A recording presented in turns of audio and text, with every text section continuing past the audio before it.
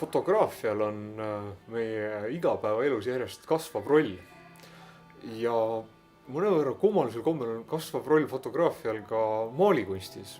Et kui hiljuti oli Kumus näitus, mis käsitles maalikunsti mõju varasele fotograafiale, siis minu meelest oleks ammuilma aeg teha hoopis vastupidine näitus ja hakata vaatlema fotograafia mõju kaasaegsele maalikunstile.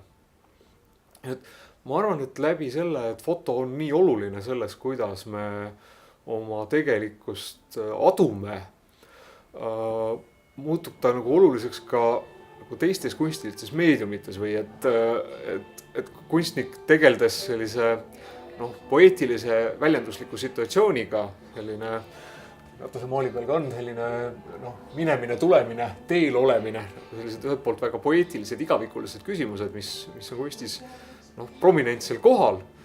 Et minu jaoks on ühelt poolt nagu võõristav, teiselt poolt just huvitav silmas pidades selle fotograafia konteksti, et ta kujutab meile seda ka maalil sellise fotolikus kompositsioonis.